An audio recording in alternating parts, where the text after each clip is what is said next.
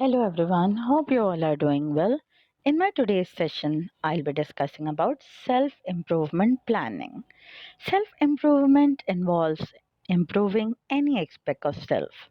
For example, personal qualities, skills, even the roles we play, like husband, wife, or as a son or daughter.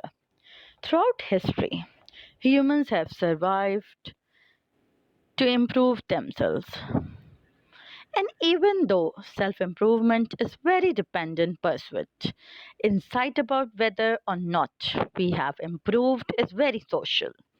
That is often we use feedback from others that help us to gauge our progress. When we start thinking about self improvement, it can be helpful to be strategic about where we put our efforts so we don't waste time on the wrong things. Some aspects of ourselves are relatively changeable, and some aspects are pretty fixed. So, we are best served by focusing our efforts on the part of us that are the most changeable. Given there are many industries about telling us that we change any part of ourselves, it can be as hard as to know exactly what and how to change. Basically, I must say that by referring Seligman offered honest information about the aspects of ourselves we actually can improve. According to Seligman, the aspects of ourselves are good candidates for self improvement and they are changeable, like panic, mood, depression, and optimism.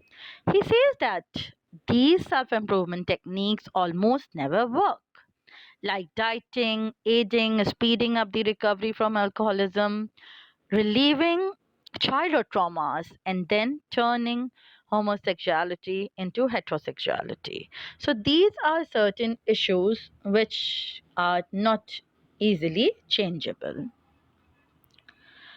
There are certain dimensions of self improvement. Other researchers have known that the specific aspects of ourselves can be improved. Some aspects include well being, personal factors, personal relationships, and the achievements. I must tell you, people, regarding little bit about well being, that well being is related to self acceptance. Well being is related to positive relations with others, autonomy, environmental mastery, it can also relate to purpose in your life and what are your personality goals and vision. Then comes personality factors like how and what sort of person you are. I have already discussed in my earlier sessions that personality factors relate to five core factors: extroversion, agreeableness, conscientiousness, neuroticism, openness to experience. These are certain factors which everybody consider whenever anybody wants to bring change. Then come personal relationships. Examples: personal relationship with others in the form of marriage or friendship, or if you are working somewhere, so your relationship with your co-workers as well. Then comes achievement in the form of success at work or your school, in the form of academic success or the professional success.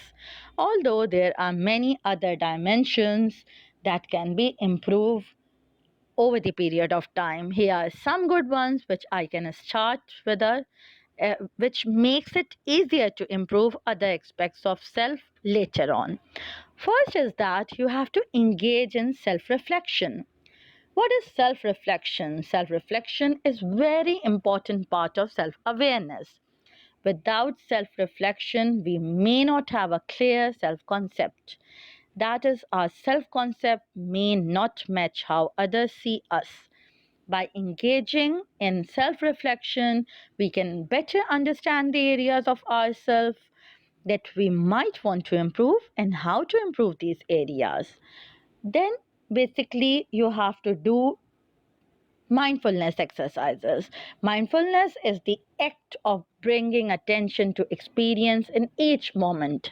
It also involves an attitude of curiosity and acceptance, and seeing thoughts and emotions as your transient state. Like self-reflection, mindfulness can potentially make us more open to experiences and the possibilities that aid in self-improvement. Then thirdly, you have to cultivate a growth mindset.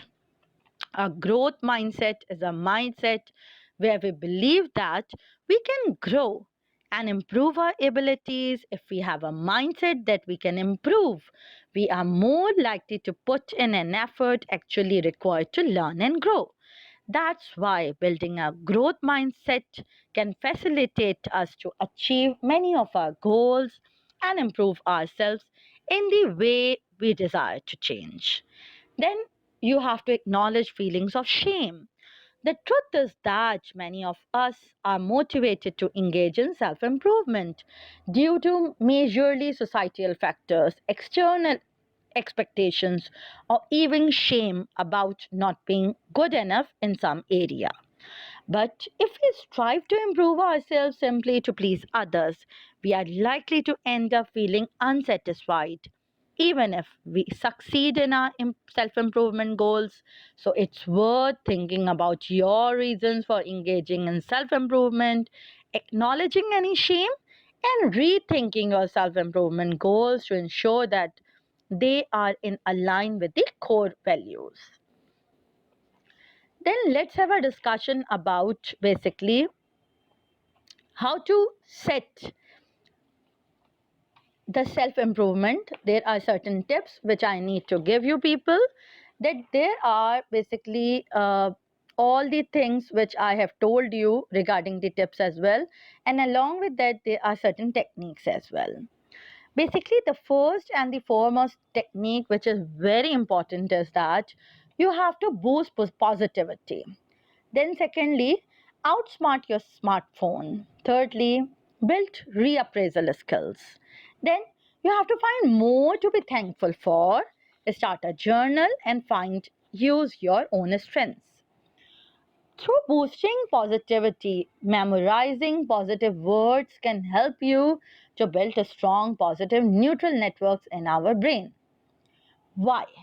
The question arises that it is just because anytime we activate positive information in our brain, those neutral networks get stronger. So, memorizing positive words may help you to strengthen the neutral connection between the positive concepts, memories, and the ideas.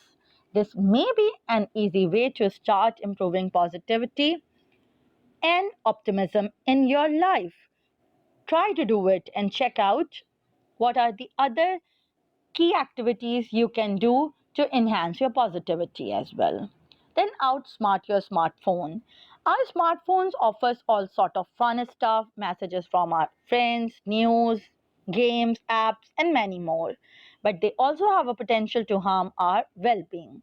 That is why learning how to have a healthier relationship with your phone and technology can be one of our good self-improvement ideas. Building reappraisal skills basically is something that reappraisal is an emotion regulation strategy that facilitates us to reinterpret a stressful situation in a way that help us to reduce negative emotions and increase our positive emotions. So try to do it. Think of a current difficult situation in which that is less bad or more good. The more you practice this skill, the easier it will become for you. Then find more things to be thankful. Practicing gratitude or thankfulness is a great way to improve yourself. Start a journal for that. Daily journalizing can also be an effective way to work through difficult experiences, manifest goals, and explore thoughts and emotions in a more creative way. Then find your own strengths, and this can be done by setting self improvement goals, by having a smart goals like S stands for specific, M stands for meaningful, A stands for achievable, A stands for realistic, and T stands for time bound or trackable. So once you have your goals, it's time to make self improvement plan. Basically, as I have told you, all the tools and techniques. Never neglect an opportunity for improvement. That is all from my side. Thank you so much. Hope you are going to implement the techniques which I have told you. Allah Hafiz.